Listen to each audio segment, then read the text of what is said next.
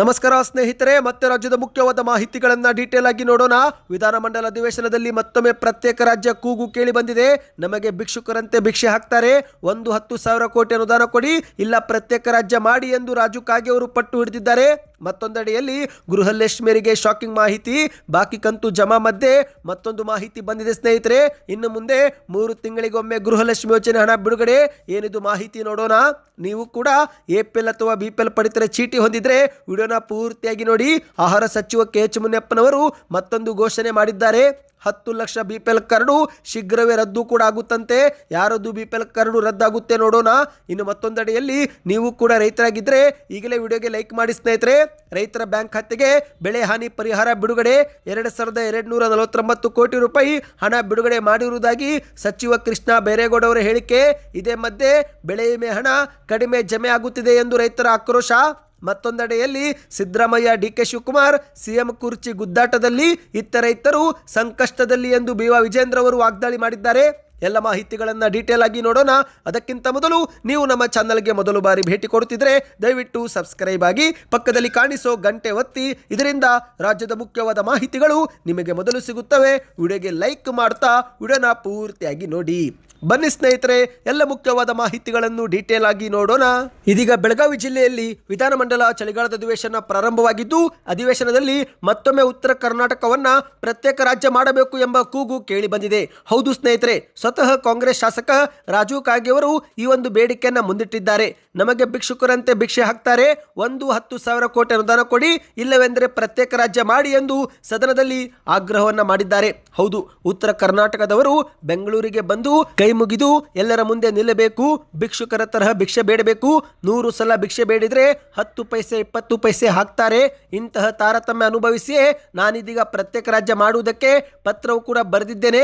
ನಮಗೆ ತಲಾ 10,000 ಕೋಟಿ ಅನುದಾನ ಕೊಡಿ, ಇಲ್ಲವೇ ಪ್ರತ್ಯೇಕ ರಾಜ್ಯ ಮಾಡಿ, ಇಲ್ಲವೆಂದ್ರೆ ಯಾರು ಸಾಯಲಿ ಬಿಡ್ಲಿ, ನಾನಂತರೂ ಪ್ರತ್ಯೇಕ ರಾಜ್ಯಕ್ಕೆ ಹೋರಾಟ ಮಾಡೋಣ ಎಂದು ಶಾಸಕ ರಾಜು ಕಾಗೆ ಅವರು ವಿಧಾನಮಂಡಲದಲ್ಲಿ ಗುಡುಗಿದ್ದಾರೆ. ಹೌದು ಗೆಳೆಯರೆ, ನಿನ್ನೆ ಬೆಳಗಾವಿಯ ವಿಧಾನಮಂಡಲ ಅಧಿವೇಶನದಲ್ಲಿ ಉತ್ತರ ಕರ್ನಾಟಕದ ಸಮಸ್ಯೆ ಕುರಿತಂತೆ ಚರ್ಚೆ ಮಾಡುತ್ತಿರುವಾಗಲೇ ಶಾಸಕ ರಾಜು ಕಾಗೆ ಅವರು ಎದ್ದು ನಿಂತು ಪ್ರತ್ಯೇಕ ರಾಜ್ಯದ ಬೇಡಿಕೆಯನ್ನ ಮತ್ತೊಮ್ಮೆ ಸದನದಲ್ಲಿ ಪ್ರಸ್ತಾಪಿಸಿದ್ದಾರೆ. ರಾಜ್ಯ ರಾಜಕಾರಣದಲ್ಲಿ ಸದ್ಯ ಇವರ ಒಂದು ಹೇಳಿಕೆಗಳು ಭಾರಿ ಸಂಚಲನ ಮೂಡಿಸಿವೆ. ಹೌದು, ತಮ್ಮದೇ ಕ್ಷೇತ್ರದ ಅಭಿವೃದ್ಧಿಯ ಕೊರತೆ ಮತ್ತು ಅನುದಾನಕ್ಕಾಗಿ ಪ್ರತಿ ಬಾರಿ ಬೆಂಗಳೂರಿಗೆ ಬಂದು ಹೋಗಬೇಕಾಗಿರುವ ಸಮಸ್ಯೆ ಬಗ್ಗೆ ತಮ್ಮ ಗೋಳನ್ನ ತೋಡಿಕೊಂಡಿದ್ದಾರೆ. ಪ್ರತಿ ಬಾರಿಯೂ ಸಣ್ಣ ಪುಟ್ಟ ಸಮಸ್ಯೆಗೆ ಬೆಂಗಳೂರುವರೆಗೆ ಬರಬೇಕು, ಅಲ್ಲಿ ಬಂದು ಕೈ ಮುಗಿದು ಎಲ್ಲರ ಮುಂದೆ ನಿಲ್ಲಬೇಕು, ಭಿಕ್ಷುಕರ ತರ ಭಿಕ್ಷೆ ಬೇಡಬೇಕು.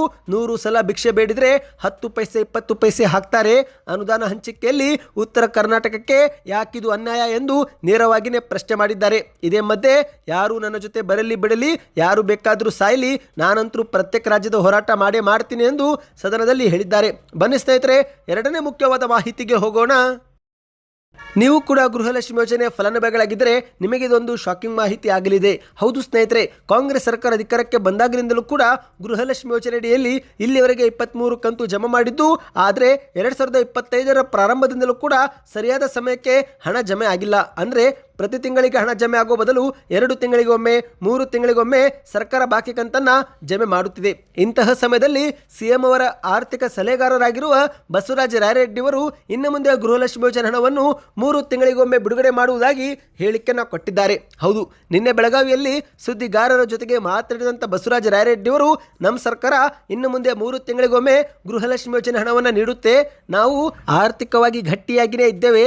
GST ಕಲೆಕ್ಷನ್ ಆದರೆ ಕೇಂದ್ರದವರು ಅರ್ಧ ಹಣ ನಮಗೆ ಕೊಡಬೇಕು, ಅವರು ಕೊಡುವುದು ತಡ ಮಾಡುತ್ತಿದ್ದು, ಆದ್ದರಿಂದ ಹಣ ಹೊಂದಿಸುವುದು ಕೂಡ ನಮಗೆ ತಡವಾಗುತ್ತಿದೆ. ಹಾಗಾಗಿ 3 ತಿಂಗಳಿಗೊಮ್ಮೆ ಗೃಹಲಕ್ಷ್ಮಿ ಯೋಜನೆ ಹಣ ನೀಡುತ್ತೇವೆ ಎಂದು ಹೇಳಿಕೆ ಕೊಟ್ಟಿದ್ದಾರೆ. ಸದ್ಯ ಇವರ ಒಂದು ಹೇಳಿಕೆ ಫಲಾನುಭವಿಗಳಲ್ಲಿ ಗೊಂದಲ ಶುರುವಾಗುವಂತೆ ಮಾಡಿದೆ. ಹೌದು, ಯಾಕಂದರೆ ಎಷ್ಟೋ ಮಹಿಳೆಯರು ಗೃಹಲಕ್ಷ್ಮಿ ಯೋಜನೆ ಹಣವನ್ನೇ ನಂಬಿ ಮನೆಗೆ ಟಿವಿ, ಫ್ರಿಡ್ಜ್, ವಾಷಿಂಗ್ ಮಷಿನ್ ಖರೀದಿ ಮಾಡಿದ್ದು ಪ್ರತಿ ತಿಂಗಳು EMI ಕಟ್ಟಬೇಕಾಗುತ್ತೆ. ಆದರೆ ಇದೀಗ ಗೃಹಲಕ್ಷ್ಮಿ ಯೋಜನೆ ಕಂತು 3 ತಿಂಗಳಿಗೊಮ್ಮೆ ಜಮೆ ಆದರೆ ಆಗ ಮತ್ತೆ EMI ಕಟ್ಟಲು ಹಣ ಇಲ್ಲದಂತೆ ಆಗುತ್ತೆ. ಹಾಗಾಗಿ ಫಲಾನುಭವಿಗಳು ಈಗ ಮತ್ತೆ ಗೊಂದಲದಲ್ಲಿ ಮುಳುಗಿದ್ದಾರೆ. ಇನ್ನು ಮತ್ತೊಂದೆಡೆಯಲ್ಲಿ ಸಚಿವ ಲಕ್ಷ್ಮೀ ಹೆಬ್ಬಾಳ್ಕರ್ ಅವರು ಮಾತನಾಡಿದ್ದು, ಇಲ್ಲಿವರೆಗೆ 23 ಕಂತು ಜಮಾ ಮಾಡುವ ಮೂಲಕ 46,000 ರೂಪಾಯಿವರೆಗೆ ಹಣವನ್ನು ಹಾಕಿರುವುದಾಗಿ ಲಕ್ಷ್ಮೀ ಹೆಬ್ಬಾಳ್ಕರ್ ಅವರು ತಿಳಿಸಿದ್ದಾರೆ. ಹೌದು, ಸಚಿವ ಲಕ್ಷ್ಮೀ ಹೆಬ್ಬಾಳ್ಕರ್ ಅವರ ಪ್ರಕಾರ ಕಾಂಗ್ರೆಸ್ ಸರ್ಕಾರ ಇಲ್ಲಿಯವರೆಗೆ 23 ಕಂತನ್ನು ಬಿಡುಗಡೆ ಮಾಡಿದೆ. ಅಂದರೆ ಆಗಸ್ಟ್ ತಿಂಗಳವರೆಗಿನ ಕ್ಲಿಯರ್ ಮಾಡಿದ್ದು ಸೆಪ್ಟೆಂಬರ್, ಅಕ್ಟೋಬರ್, ನವೆಂಬರ್ ಈಗಲೂ ಕೂಡ ಜಮೆ ಆಗದೆ ಬಾಕಿ ಉಳಿದುಕೊಂಡಿದೆ. ನೀವು ಕೂಡ ಏನಾದರೂ ಕಳೆದ 3 ತಿಂಗಳಿನಿಂದ ಹಣ ಪಡೆದುಕೊಂಡಿಲ್ಲವೆಂದರೆ ಕಮೆಂಟ್ನಲ್ಲಿ ನಿಮ್ಮ ಊರಿನ ಹೆಸರನ್ನು ಕಮೆಂಟ್ ಮಾಡಿ. ಬನ್ನಿದೀಗ ಮತ್ತೊಂದು ಮುಖ್ಯವಾದ ಮಾಹಿತಿಗೆ ಹೋಗೋಣ. ರಾಜ್ಯದಲ್ಲಿ ಶೀಘ್ರವೇ ಹೊಸ ಬಿಪಿಎಲ್ ಕಾರ್ಡ್ ಕೊಡುತ್ತೇವೆ ಎಂದು ಆಹಾರ ಸಚಿವ ಕೆ. ಎಚ್. ಮುನಿಯಪ್ಪನವರು ಕೂಡ ಮಾಹಿತಿ ಕೊಟ್ಟಿರುವಂಥದ್ದು. ಹೌದು ಸ್ನೇಹಿತರೆ, ಶೀಘ್ರದಲ್ಲೇ ಅರ್ಹರಿಗೆ ಹೊಸ ಬಿಪಿಎಲ್ ಕಾರ್ಡ್ ಕೊಡುತ್ತೇವೆ. ಆದರೆ ಅದಕ್ಕೂ ಮೊದಲು ರಾಜ್ಯದಲ್ಲಿ 10 ಲಕ್ಷ ಅನರ್ಹರನ್ನು ಪತ್ತೆ ಮಾಡಿದ್ದು ಅವರ ಕಾರ್ಡನ್ನು ಎಪಿಎಲ್ ಕಾರ್ಡ್ಗೆ ಶಿಫ್ಟ್ ಮಾಡುತ್ತಿದ್ದೇವೆ ಎಂದು ಮಾಹಿತಿ ಕೊಟ್ಟಿದ್ದಾರೆ. ಇದೇ ವೇಳೆ ಮತ್ತೆ ಮುಂದುವರೆದು ಮಾತನಾಡಿ, ಈ ಒಂದು ಹಿಂದೆ ಎಪಿಎಲ್ ಕಾರ್ಡ್ ಇದ್ದವರಿಗೆ 15 ಕೆಜಿ ಅಕ್ಕಿ ಕೊಡುತ್ತಿದ್ದೆವು. ಆದರೆ ಹಲವರು ಅಕ್ಕಿ ತೆಗೆದುಕೊಳ್ಳುತ್ತಿರಲಿಲ್ಲ. ಆದ್ದರಿಂದಲೇ 1 ವರ್ಷದಿಂದ ಯಾರೆಲ್ಲರೂ ಅಕ್ಕಿ ತೆಗೆದುಕೊಳ್ಳದೇ ಇದ್ದಾರೋ ಅಂಥವರನ್ನು ಸಸ್ಪೆಂಡ್ ಕೂಡ ಮಾಡಿದ್ದೇವೆ ಎಂದು ಮುನಿಯಪ್ಪನವರು ಮಾಹಿತಿ ಕೊಟ್ಟಿದ್ದಾರೆ. ಇದೇ ನಡುವೆ ರಾಜ್ಯದಲ್ಲಿ ಅನ್ನಭಾಗ್ಯ ಅಕ್ಕಿಯು ಅಕ್ರಮವಾಗಿ ಸಂಗ್ರಹ ಮಾಡಿದರೆ ಅಥವಾ ಅಕ್ರಮವಾಗಿ ಮಾರಾಟ ಮಾಡಿದರೆ ಇನ್ನು ಮುಂದೆ ಕಠಿಣ ಕ್ರಮ ಜರುಗಿಸುವುದಾಗಿಯೂ ಕೂಡ ಎಚ್ಚರಿಕೆ ಕೊಟ್ಟಿದ್ದಾರೆ.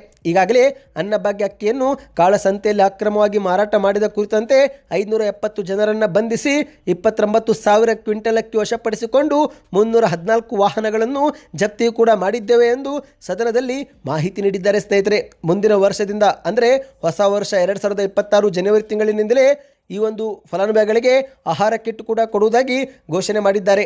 ಆಹಾರ ಕಿಟ್ನಲ್ಲಿ 1 ಲೀಟರ್ ಸೂರ್ಯಕಾಂತಿ ಅಡುಗೆ ಎಣ್ಣೆ ಜೊತೆಗೆ ತೊಗರಿಬೇಳೆ, ಉಪ್ಪು ಮತ್ತು ಸಕ್ಕರೆಯೂ ಕೂಡ ಇರಲಿದೆ ಎಂದು ಮಾಹಿತಿ ಕೊಟ್ಟಿದ್ದಾರೆ. ಸ್ನೇಹಿತರೆ, ನಿಮ್ಮ ಹತ್ತಿರ ಯಾವ ಕಾರ್ಡ್ ಇದೆ, ಎಪಿಎಲ್ ಬಿಪಿಎಲ್ ಕಮೆಂಟ್ ಮಾಡಿ. ಬನ್ನಿದೀಗ ಮತ್ತೊಂದು ಮುಖ್ಯವಾದ ಮಾಹಿತಿಗೆ ಹೋಗೋಣ. ಸ್ನೇಹಿತರೆ, ನೀವು ಕೂಡ ರೈತರಾಗಿದ್ದು ನಿಮ್ಮ ಬ್ಯಾಂಕ್ ಖಾತೆಗೆ ಬೆಳೆ ಹಾನಿ ಪರಿಹಾರದ ಹಣ ಜಮಾವಾಯಿತಾ? ಕಮೆಂಟ್ ಮಾಡಿ. ಹೌದು, ಇದೀಗ ರೈತರಿಗೆ ಒಂದು ಮುಖ್ಯವಾದ ಮಾಹಿತಿ ಬಂದಿದೆ. ರಾಜ್ಯದ 14,21,000 ರೈತರಿಗೆ ಈ ಒಂದು ವರ್ಷದಲ್ಲಿ 2,249 ಕೋಟಿ ರೂಪಾಯಿ ಪರಿಹಾರ ಹಣ ಹಾಕಿರುವುದಾಗಿ ಸಚಿವ ಕೃಷ್ಣ ಬೈರೇಗೌಡ ಅವರು ಸುವರ್ಣಸೌಧದಲ್ಲಿ ಮಾತನಾಡಿದ್ದಾರೆ. ಹೌದು, ಪ್ರಸ್ತುತ ವರ್ಷದಲ್ಲಿ ಮುಂಗಾರು ಹಂಗಾಮಿನಲ್ಲಿ ಬೆಳೆ ನಷ್ಟ ಅನುಭವಿಸಿದ ರೈತರ ಬ್ಯಾಂಕ್ ಖಾತೆಗಳಿಗೆ 2,249 ಕೋಟಿ ರೂಪಾಯಿ ಇಲ್ಲಿವರೆಗೆ ಜಮೆ ಮಾಡಿರುವುದಾಗಿ ಕಂದಾಯ ಸಚಿವ ಕೃಷ್ಣ ಬೈರೇಗೌಡ ಅವರು ಮಾಹಿತಿ ಕೊಟ್ಟಿದ್ದಾರೆ. ಉತ್ತರ ಕರ್ನಾಟಕದ ಅಭಿವೃದ್ಧಿ ಕುರಿತಂತೆ ಚರ್ಚೆ ನಡೆಯುವ ಸಂದರ್ಭದಲ್ಲಿ ಮೊದಲಿಗೆ ವಿಪಕ್ಷ ನಾಯಕರಾಗಿರುವ ಆರ್ ಅಶೋಕ್ ಅವರು ಎದ್ದು ನಿಂತು ಸರ್ಕಾರದ ವಿರುದ್ಧ ವಾಗ್ದಾಳಿ ಮಾಡಿದ್ದಾರೆ. ರಾಜ್ಯ ಸರ್ಕಾರವು ಉತ್ತರ ಕರ್ನಾಟಕ ನಿರ್ಲಕ್ಷ್ಯ ಮಾಡಿದೆ. ಇಂದು ರಾಜ್ಯದಲ್ಲಿ 86,81,000 ರೈತ ಕುಟುಂಬಗಳಿದ್ದು ಒಟ್ಟು 118 ಲಕ್ಷ ಹೆಕ್ಟರ್ ಮಳೆ ಆಶ್ರಿತ ಪ್ರದೇಶವಿದೆ. ಆದರೂ ಕೂಡ ಸರ್ಕಾರ ರೈತರ ಸಮಸ್ಯೆಗಳಿಗೆ ಸ್ಪಂದಿಸುತ್ತಿಲ್ಲ ಎಂದು ಕಿಡಿಕಾರಿದ್ದಾರೆ. ಇದಕ್ಕೆ ಆಕ್ಷೇಪ ವ್ಯಕ್ತಪಡಿಸಿ ಎದ್ದು ನಿಂತು ಮಾತನಾಡಿದಂಥ ಕೃಷ್ಣ ಬೈರೇಗೌಡ ಅವರು ಈ ಒಂದು ಹಿಂದೆ 2023ರಲ್ಲಿ ಕರ್ನಾಟಕದಲ್ಲಿ ಬರ ಪರಿಸ್ಥಿತಿ ಬಂದಾಗ ಕೇಂದ್ರ ಸರ್ಕಾರ ನಮ್ಮ ನೆರವಿಗೆ ಬರಲಿಲ್ಲ. ನಮ್ಮ ಸರ್ಕಾರ ಸುಪ್ರೀಂ ಕೋರ್ಟ್ ಮೆಟ್ಟಿಲು ಹತ್ತಬೇಕಾಯಿತು. ನಾವು ಸುಪ್ರೀಂ ಕೋರ್ಟ್ ಮೊರೆ ಹೋಗಿ ಪರಿಹಾರ ಕೇಳುವ ಪ್ರಸಂಗ ಬರುವಂತಾಯಿತು. ಪರಿಹಾರ ಅನುದಾನಕ್ಕಾಗಿ ಸುಪ್ರೀಂ ಕೋರ್ಟ್ ಮೊರೆ ಹೋಗಿ ಅನುದಾನ ಪಡೆದದ್ದು ದೇಶದ ಇತಿಹಾಸದಲ್ಲಿ ದಾಖಲಾಯಿತು ಎಂದು ಕೃಷ್ಣ ಬೈರೇಗೌಡ ಅವರು ತಿರುಗೇಟು ಕೊಟ್ಟಿದ್ದಾರೆ. ಈ ಸಂದರ್ಭದಲ್ಲಿ ಕರ್ನಾಟಕದ ಇತಿಹಾಸದಲ್ಲೇ ಅತಿ ಹೆಚ್ಚಿನ ಪರಿಹಾರ ನಮ್ಮ ಸರ್ಕಾರವೇ ಕೊಟ್ಟಿದೆ. 38 ಲಕ್ಷ ರೈತರಿಗೆ ಸುಮಾರು 4,300 ಕೋಟಿ ರೂಪಾಯಿ ಪರಿಹಾರ ನಾವು ಇಲ್ಲಿವರೆಗೆ ಕೊಟ್ಟಿದ್ದೇವೆ. ಈ ಒಂದು ವರ್ಷದಲ್ಲಿ ಮುಂಗಾರು ಹಂಗಾಮಿನಲ್ಲಿ ಬೆಳೆ ಹಾನಿಗೊಳಗಾದ 14 ಲಕ್ಷ ರೈತರಿಗೆ ಈಗಾಗಲೇ 2,249 ಕೋಟಿ ರೂಪಾಯಿ ಕೂಡ ಪರಿಹಾರ ಕೊಟ್ಟಿದ್ದೇವೆ. ಸರ್ಕಾರದ ವೈಫಲ್ಯ ಇದ್ದರೆ ನೀವು ಟೀಕೆ ಮಾಡಿ, ಆದರೆ ಕೆಲಸವನ್ನೇ ಮಾಡಿಲ್ಲ ಎಂದರೆ ಅದನ್ನು ಕೇಳಿಕೊಂಡು ನಾವು ಸುಮ್ಮನಿರಲು ಸಾಧ್ಯವಿಲ್ಲ ಎಂದು ಕೃಷ್ಣ ಬೈರೇಗೌಡ ಅವರು ಸದನದಲ್ಲಿ ತಿರುಗೇಟು ಕೊಟ್ಟಿದ್ದಾರೆ. ಅಂದಹಾಗೆ ಸ್ನೇಹಿತರೆ, ನೀವು ಕೂಡ ರೈತರಾಗಿದ್ದರೆ ನಿಮ್ಮ ಬ್ಯಾಂಕ್ ಖಾತೆಗೆ ಪ್ರಧಾನಮಂತ್ರಿ ಫಸಲ್ ಬಿಮಾ ಯೋಜನೆಯ ಬೆಳೆ ವಿಮೆ ಹಣ ಜಮಾವಾಯಿತಾ? ಹೌದು, ಯಾಕಂದರೆ ಸ್ನೇಹಿತರೆ, ಈಗಾಗಲೇ ಕೆಲ ರೈತರಿಗೆ ಬೆಳೆ ವಿಮೆ ಪಾವತಿಸಿದ ರೈತರಿಗೆ ಸೋಮವಾರದಿಂದಲೇ ಹಣ ಜಮಾವಾಗಲು ಶುರುವಾಗಿದೆ ಎಂದು ಹೇಳಲಾಗಿದೆ. ಆದರೆ ನಿರೀಕ್ಷೆ ಮಾಡಿದ್ದಕ್ಕಿಂತ ಕಡಿಮೆ ಮೊತ್ತ ಜಮೆ ಆಗುತ್ತಿರುವ ಬಗ್ಗೆ ರೈತರು ಅಸಮಾಧಾನ ವ್ಯಕ್ತಪಡಿಸಿದ್ದಾರೆ. ಹೌದು ಗೆಳೆಯರೆ, ಬೆಳೆ ವಿಮೆ ಕಂತು ತುಂಬಿದರೂ ಕೂಡ ಬೆಳೆ ಹಾನಿ ಪರಿಹಾರ ನಿರೀಕ್ಷೆಗೆ ತಕ್ಕಂತೆ ಬಂದಿಲ್ಲ ಎಂದು ಹೇಳಲಾಗಿದೆ. ಈ ಒಂದು ವರ್ಷ ಎಂದಿಗಿಂತ ತಡವಾಗಿಯೇ ಬೆಳೆ ವಿಮೆ ಮೊತ್ತ ಜಮೆ ಆಗಿದೆ. ಆದರೆ ಬೆಳೆ ವಿಮೆ ಮೊತ್ತ ನಿರೀಕ್ಷೆ ಮಾಡಿದ್ದಕ್ಕಿಂತ ಕಡಿಮೆ ಜಮೆ ಆಗುತ್ತಿದೆ ಎಂದು ಹಲವು ರೈತರು ಇದೀಗ ದೂರು ಕೊಟ್ಟಿದ್ದಾರೆ. ಸ್ನೇಹಿತರೆ, ನಿಮ್ಮ ಬ್ಯಾಂಕ್ ಖಾತೆಗೆ ಬೆಳೆ ವಿಮೆ ಪರಿಹಾರ ಜಮಾವಾಯಿತಾ? ಕಮೆಂಟ್ ಮಾಡಿ. ಅಂದಹಾಗೆ ಸಿದ್ದರಾಮಯ್ಯ, ಡಿ.ಕೆ. ಶಿವಕುಮಾರ್ ಅವರು ಸಿಎಂ ಕುರ್ಚಿ ಗುದ್ದಾಟದಲ್ಲಿದ್ದರೆ ಇತರ ರೈತರು ಸಂಕಷ್ಟದಲ್ಲಿದ್ದಾರೆ ಎಂದು ಬಿವಾ ವಿಜಯೇಂದ್ರ ಅವರು ಸಹ ಬೆಳಗಾವಿಯಲ್ಲಿ ಆಕ್ರೋಶ ವ್ಯಕ್ತಪಡಿಸಿದ್ದಾರೆ. ಕರ್ನಾಟಕದ ಕಾಂಗ್ರೆಸ್ ಸರ್ಕಾರ ರೈತರ ಕಾಳಜಿ ನಿರ್ಲಕ್ಷಿಸುತ್ತಿದೆ ಎಂದು ಬಿಜೆಪಿಯವರು ಮಂಗಳವಾರ ಪ್ರತಿಭಟನೆ ಮಾಡಿದ್ದು, ಇದೇ ಒಂದು ಪ್ರತಿಭಟನೆ ನೇತೃತ್ವ ವಹಿಸಿಕೊಂಡು ಬಿವಾ ವಿಜೇಂದ್ರ ಅವರು ಸರ್ಕಾರದ ವಿರುದ್ಧ ಗುಡುಗಿದ್ದಾರೆ. ಹೌದು, ಆಡಳಿತಾರೂಢ ಕಾಂಗ್ರೆಸ್ನ ಆಂತರಿಕ ಭಿನ್ನಾಭಿಪ್ರಾಯದಿಂದ ಆಡಳಿತವೇ ಸ್ತಬ್ಧಗೊಂಡಿದೆ ಎಂದು ವಿಜೇಂದ್ರ ಅವರು ಕಿಡಿಕಾರಿದ್ದಾರೆ. ರಾಜ್ಯ ಸರ್ಕಾರದ ಜವಾಬ್ದಾರಿಯನ್ನು ನೆನಪು ಮಾಡುವುದು ನಮ್ಮ ವಿಪಕ್ಷದವರ ಕರ್ತವ್ಯ. ಕಳೆದೆರಡು ತಿಂಗಳಿನಿಂದ ಈ ಕಾಂಗ್ರೆಸ್ ಸರ್ಕಾರ ತನ್ನದೇ ಆದ ಆಂತರಿಕ ಕಚ್ಚಾಟದಲ್ಲಿ ನಿರತವಾಗಿದೆ. ಒಂದು ಕಡೆಯಲ್ಲಿ ಸಿಎಂ ಸಿದ್ದರಾಮಯ್ಯನವರು ತಮ್ಮ ಮುಖ್ಯಮಂತ್ರಿ ಸ್ಥಾನ ಉಳಿಸುವ ಕಾರ್ಯದಲ್ಲಿ ಬ್ಯುಸಿಯಾಗಿದ್ದರೆ ಇತ್ತ ಡಿ.ಕೆ. ಶಿವಕುಮಾರ್ ಅವರು ಮುಖ್ಯಮಂತ್ರಿ ಆಗುವ ಆತುರದಲ್ಲಿದ್ದಾರೆ. ಇದೇ ಒಂದು ಕಾರಣಕ್ಕೆ ಸಿದ್ದರಾಮಯ್ಯನವರ ಸರ್ಕಾರದಿಂದ ರೈತರ ಸಮಸ್ಯೆಗಳಿಗೆ ಪರಿಹಾರವೇ ಸಿಗುತ್ತಿಲ್ಲ ಎಂದು ಅಸಮಾಧಾನವನ್ನು ಹೊರಗೆ ಹಾಕಿದ್ದಾರೆ. ಸದ್ಯಕ್ಕಿಷ್ಟೇ ಸ್ನೇಹಿತರೆ, ಈ ಮಾಹಿತಿಗಳು ಇಷ್ಟವೆನಿಸಿದರೆ ವಿಡಿಯೋ ಪೂರ್ತಿಯಾಗಿ ನೋಡಿದರೆ ಕಂಪ್ಲೀಟ್ ವಿಡಿಯೋ ಎಂದು ಕಮೆಂಟ್ ಮಾಡಿ, ವಿಡಿಯೋಗೆ ಲೈಕ್ ಮಾಡಿ, ಚಾನಲ್ಗೆ ಸಬ್ಸ್ಕ್ರೈಬ್ ಆಗಿ.